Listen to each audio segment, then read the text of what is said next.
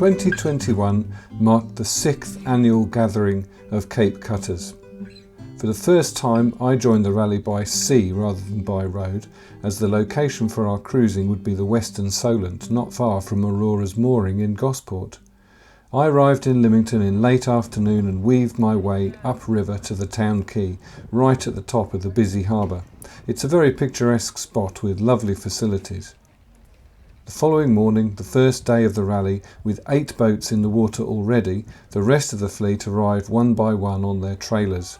Many had travelled long distances to join us, the furthest being 2 boats from Kiel to Water in Northumberland and Cape Whisper from far Inverness.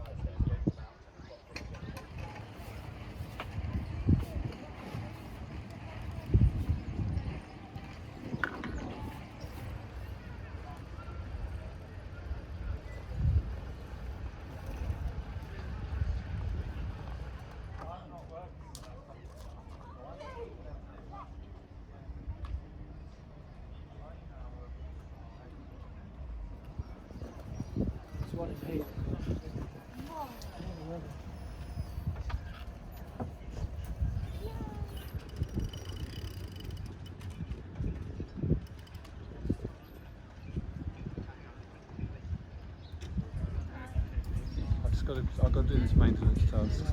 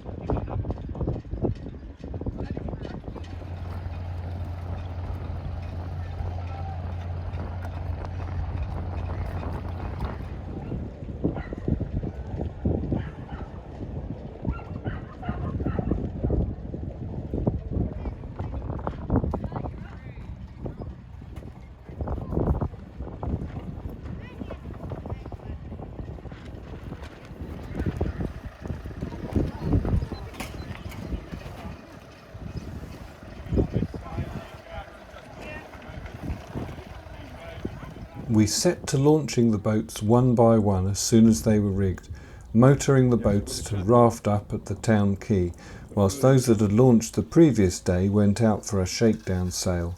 The weather was spectacularly kind, with clear skies and long-awaited hot sun.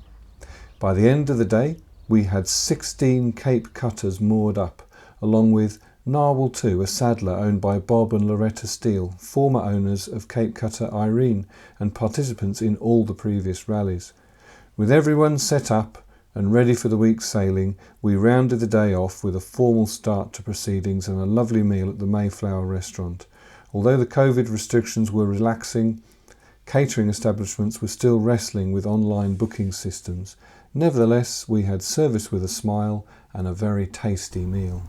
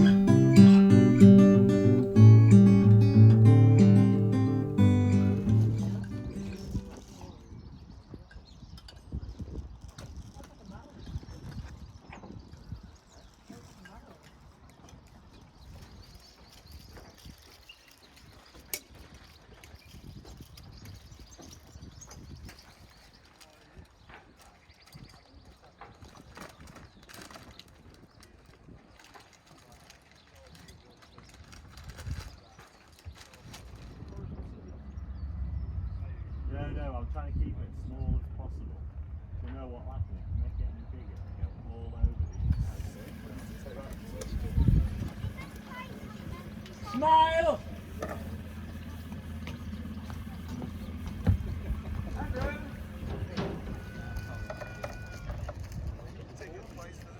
No, if you just stick it down to the cockpit.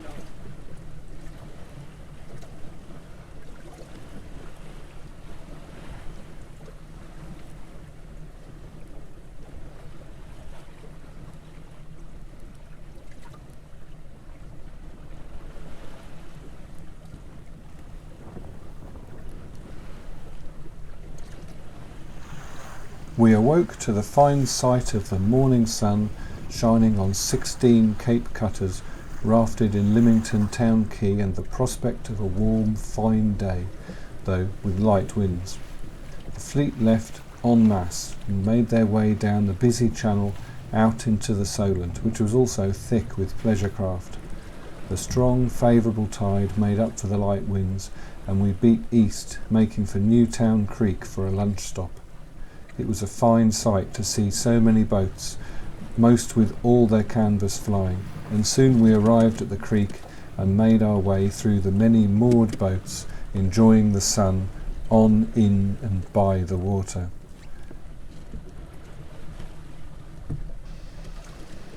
Finding a shallow spot, Meisha anchored from her bow and Bella from her stern. As each boat arrived, it rafted alongside, creating a circle of boats, bows in. Eventually we had 11 boats together, though the holding on only 2 anchors was not great. Newtown Creek is actually several creeks which flow into a tidal pool and is accessed from the sea through a narrow single channel. It's a very beautiful place. The mudflats bring much bird life.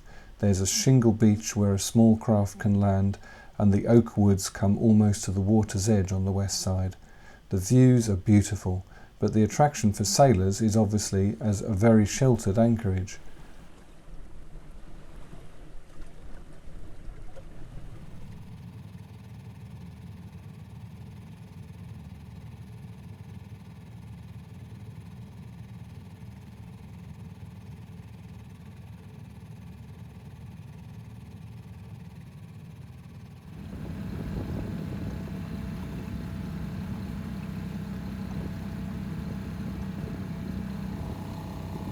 With the favourable tide fading, our stop could only be but brief, and so the raft broke up and we continued towards our next overnight stop further along the coast in Cowes.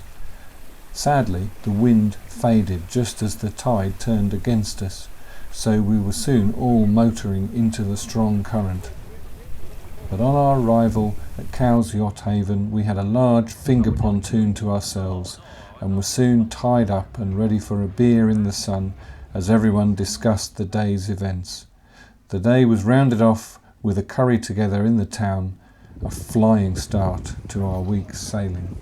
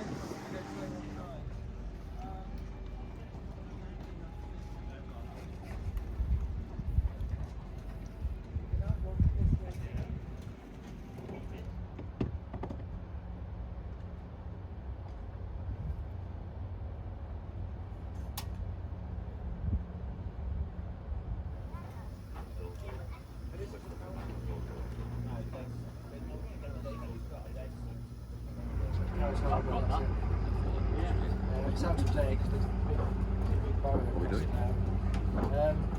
Destination, Butters Hard, up the River Beaulieu.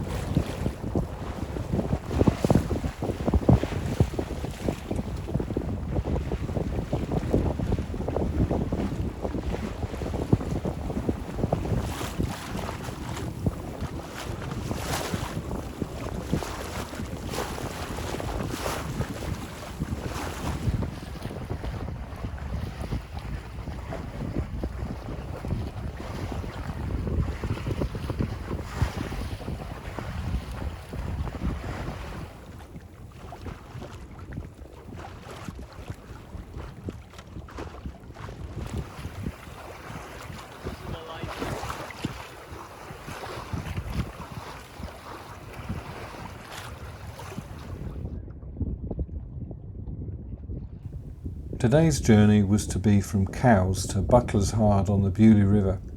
This is not a long journey, so most of us elected to detour to nearby Osborne Bay and enjoy the sun and the light winds. We sailed upwind and down tide to the sandy bay and dropped anchors in standing depth water and spent a relaxing hour or two waiting for the tide to turn.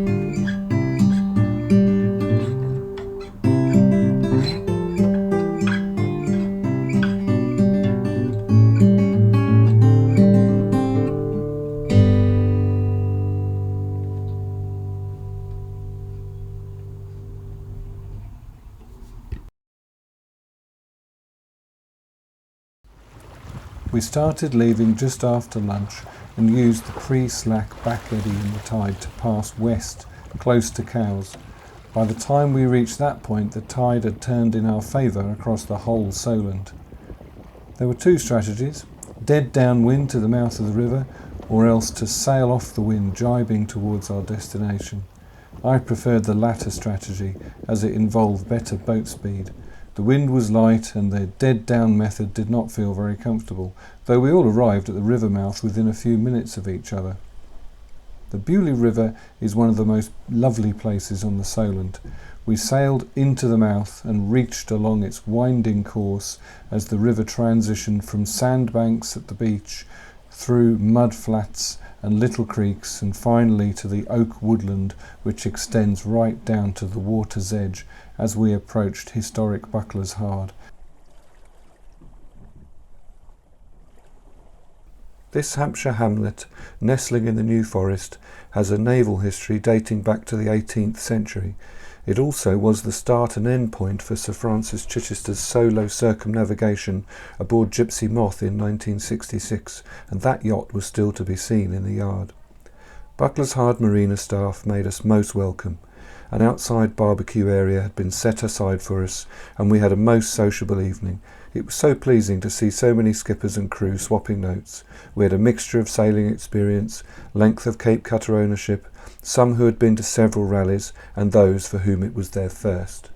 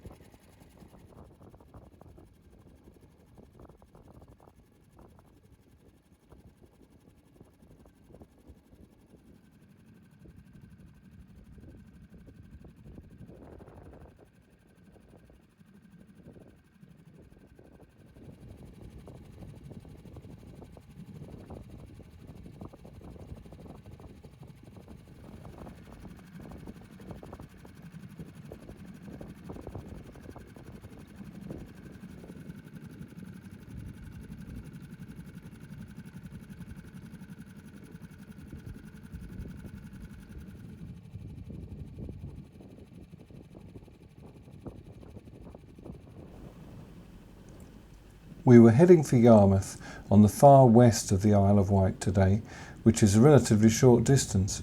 As a result, about a third of the fleet chose to stay at Bucklershard and spend the morning exploring Beaulieu village before setting out, whilst the majority decided to depart first thing and anchor in Newtown Creek again until the tide had turned. We had been enjoying fine warm weather since the beginning of the rally, but today we were expecting the addition of more wind. We followed the last of the ebb tide to the river mouth, and then most of the party chose to sail around for a while to delay the arrival at Newtown Creek, allowing the tide to rise. It was wonderful to have all sails up, with the boat flying along in the company of so many other Cape cutters.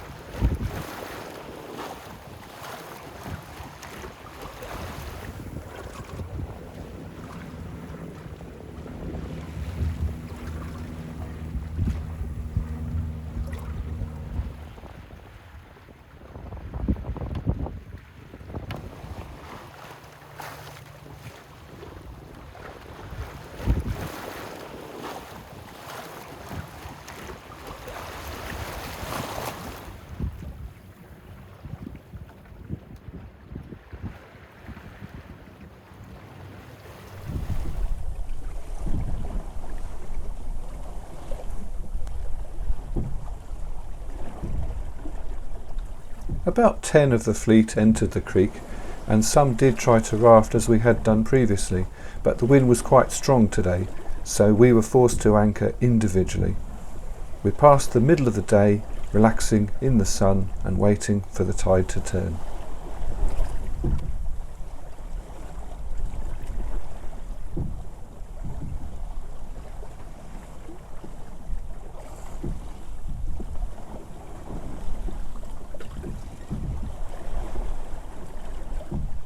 After lunch, the flood tide had decreased and we set off for Yarmouth. By this time the wind was a force 5, but we were sailing downwind, so made excellent progress on staysails only. It's a short hop from Newtown to Yarmouth, and we soon arrived at this busy harbour.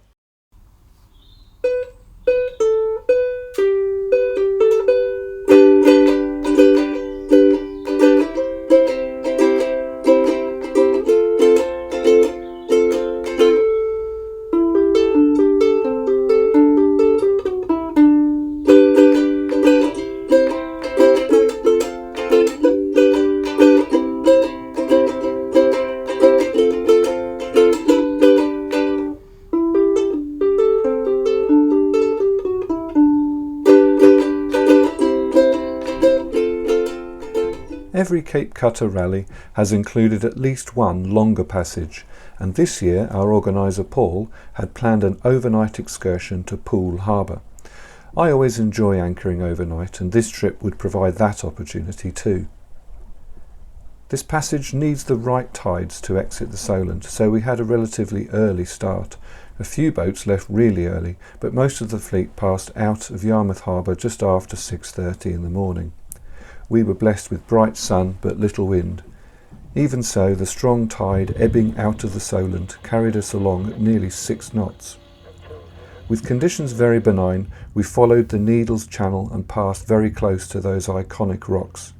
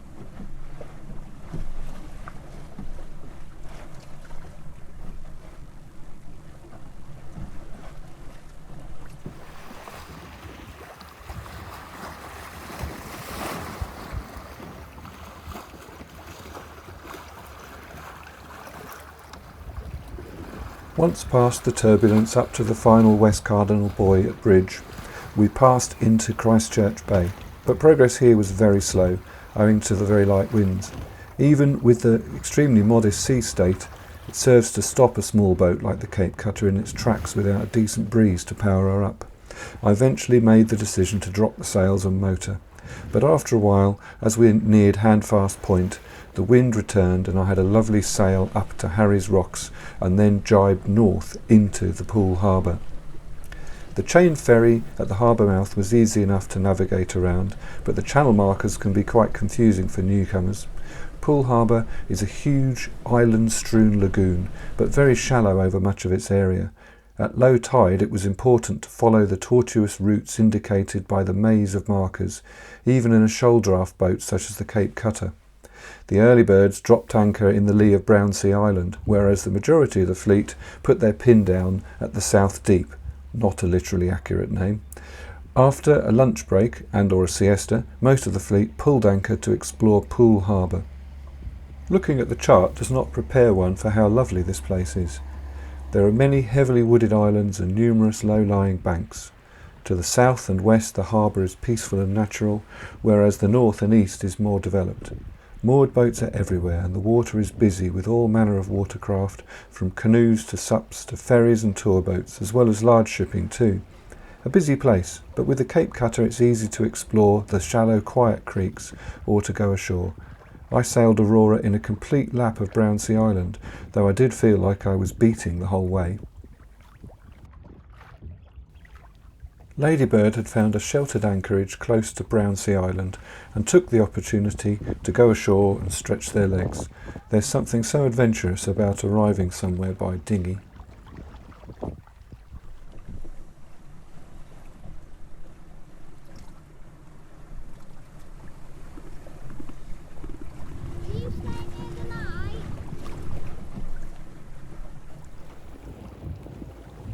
We passed a comfortable night at anchor, and during the night the wind swung from the southeasterly it had been for most of the previous day to a westerly, which was very convenient for our return to the Solent.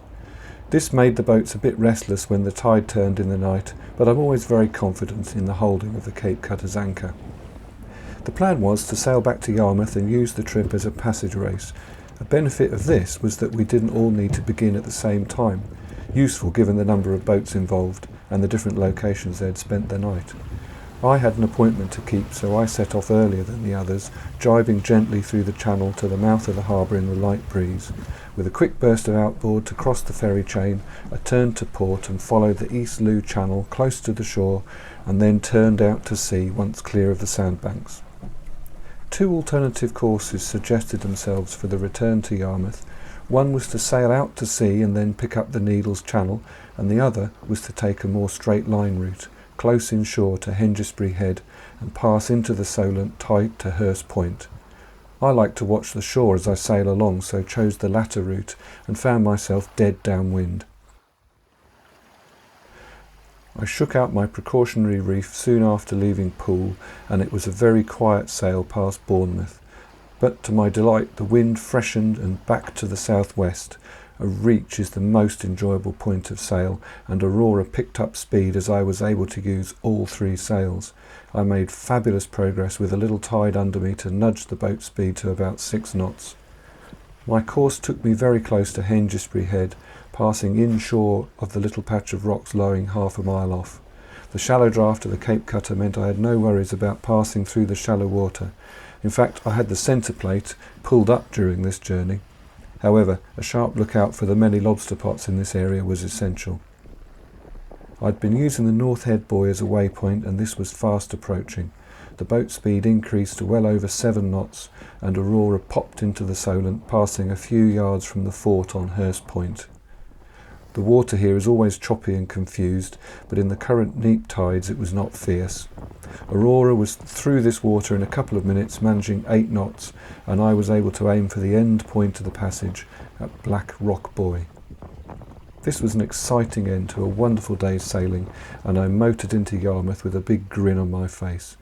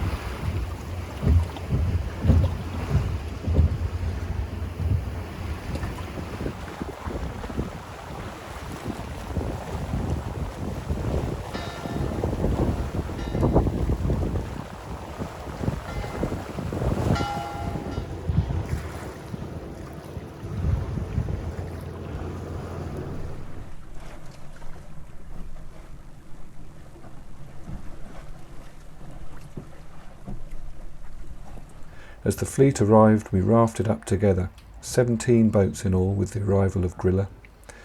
We were joining the OGA Yarmouth Festival, so to be in keeping with the spirit of the event, we spent time dressing their boats with flags, ribbons, and even a flying fish windsock. It made an impressive sight. Many had clearly gone to some lengths in preparation, and we reached our maximum number of 17 Cape Cutters rafted together. Erin making friends with local pirates. Erin making friends with local pirates. Erin making friends with local pirates. Early in the morning. Hooray, up she rises. Hooray, up she rises. Hooray, up she rises. Early in the morning. Poole's Rally is the best we've sailed on. Poole's Rally is the best we've sailed on. Poole's Rally is the best we've sailed on. Early in the morning. Hooray, up she rises. Hooray, up she rises. Hooray, up she rises. Early in the morning. Money pennies fast, but Macia's faster. Money pennies fast, but Macia's faster. Money pennies fast, but Macia's faster. Early in the morning. Hooray, up she rises. Hooray, up she rises. Hooray, up she rises. Early in the morning. Charles at the helm, keeping us singing. Charles at the helm, keeping us singing. Charles at the helm, keeping us singing. Early in the morning. Hooray, up she rises. Hooray, up she rises. Hooray, up she rises. Early in the morning. Cape Cutters on Viagra, they call it a saddler. Cape Cutters on the Viagra, they call it a saddler. Cape Cutters on the call it a saddler. Early in the morning. We had a lovely evening meal at the Royal Solent Yacht Club, and various presentations were made to recognise sailing achievements and the distance many boats had trailed in order to attend.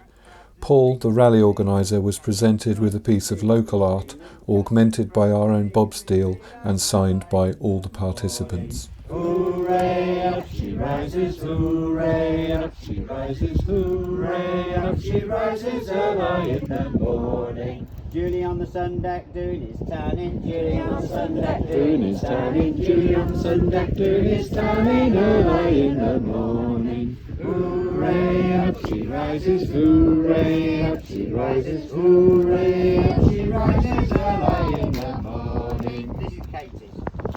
Bog roll holder, I bet she wins it. Bog roll holder, I bet she wins it. Bog roll holder, I bet she wins it. Early in the morning. Hooray, up she rises. Hooray, up she rises. Hooray, up she rises. Early in the morning. Now there was a bit of mutiny on a boat today, but they came up with this. Lee's on the Guinness again as soon as he moored up. Lee's on the Guinness as soon as he moors up. Lee's on the Guinness as soon as he moors up. Early in the morning. Pissing all night and keeping the crew up. Pissing all night and keeping the crew up. Pissing all night and keeping the crew up. Early in the morning. Kneels to the east while filling his bucket. Kneels to the east to filling his bucket. Kneels to the east to filling his bucket. Early in the morning. Hooray, up she rises. Hooray, up she rises. Hooray, up she rises. Early in the morning. Tony's got a boat.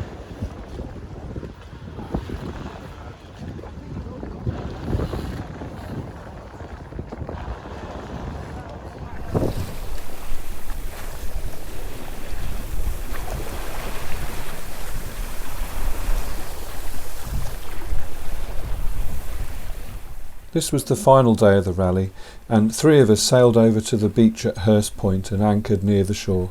The beach was busy with many boats anchored, ribs pulled up on the shingle and kite surfers weaving between the boats. Plenty to watch whilst having lunch. Nicky and Alice swam, but without wetsuits it was a bit chilly. Alice stayed in for quite a while, swimming with Josh and Erin from Ladybird.